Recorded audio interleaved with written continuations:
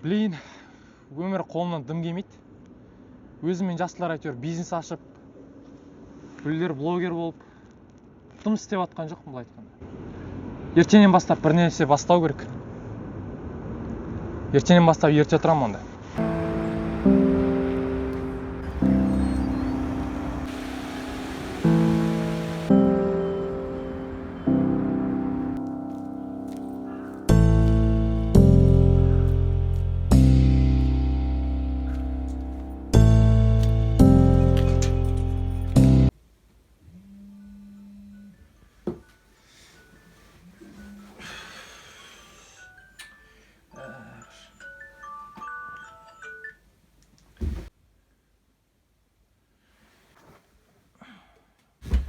Бля, тағы түсте тұрдым ба? Мал болып. Я работал на стройке и успевал при этом заниматься в зале по 5 часов в день. У меня не было денег на необходимое спортивное питание, так что я вынужден был работать. Арман, сен бе? Қалайсың, че там? Жақсы, өзің қалайсың? Пойдет. Арман, короче, былай қылайын мен. Сен Мақсат дейтін досың бар ма? Кім вообще? Короче, Мақсат қойын десем, не армандайтын білмей жүр. Сен осы бизнесті қалай аштың? В общем, былай ғой, басында шемішке сатып бастағам. Демей-ақ қояйын енді. Батям ашып берді. База жоқ, көтеріпсің ғой, ё-май.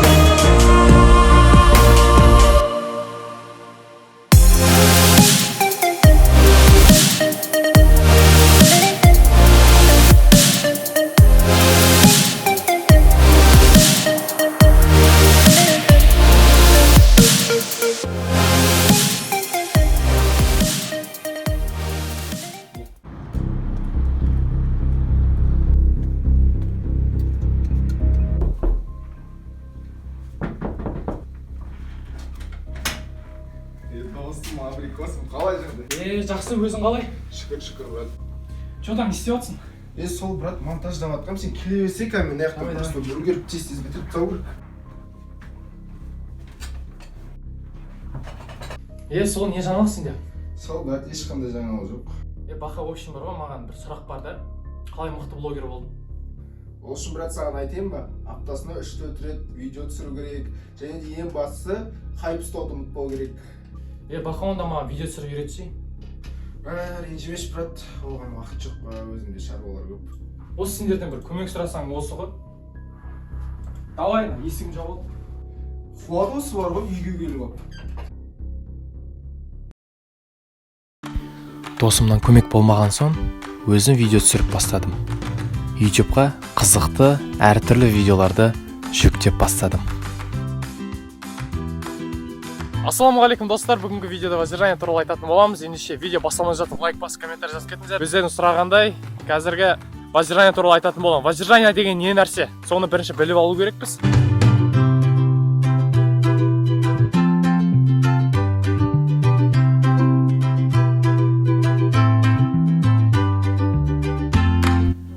Блогерство деген мен үшін өмірімнің мәніне айналды. Күнде видео салып отырдым. Подписчиктерім де жаймен қосыла бастады.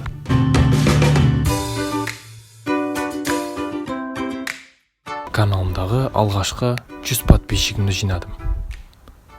Bir айдан кейін 200 оқырманым жиналды. 2 айдан кейін 300 оқырман жиналды. Ай сайын 100 подписчиктен қосылып отырдым. Уақыт өте келе жарты жылда 500 подписчикке дейін жеттім.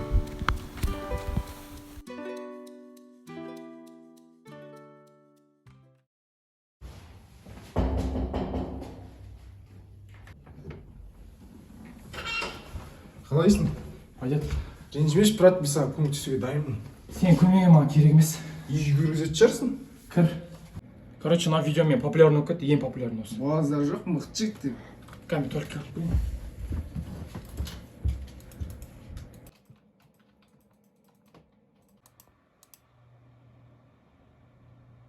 Жақсы, давай, есік жауып от.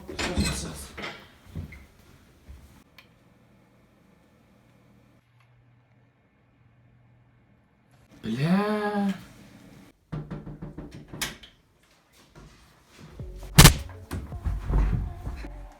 Сен жынсың ба? Каналды неге удалить етесің? Әкел телефонды.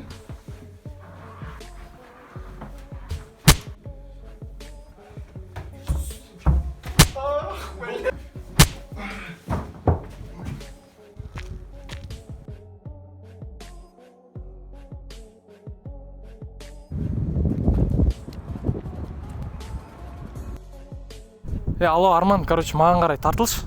Все, 10 минут того.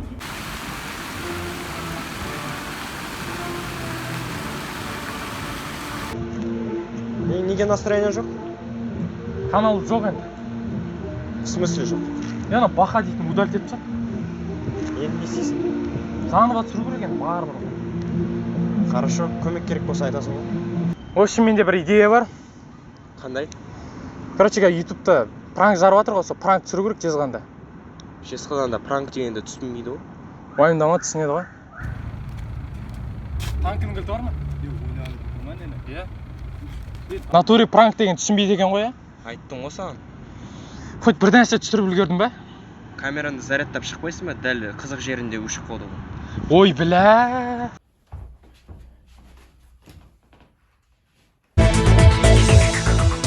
Ассалаумағалейкум, бұл Жезқазған жаңалықтары. Бүгін біздің айдық блогер Бақбергеннен сұхбат алмақпыз. Сіз 100 мың подписчикке қалай жеттіңіз? Мен 100 мың подписчикке арман мақсатымның арқасында жеттім. Еңбектеніп 100 мың подписчикке жеттім.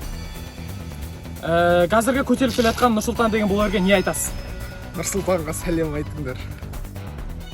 Бәле болды ғой.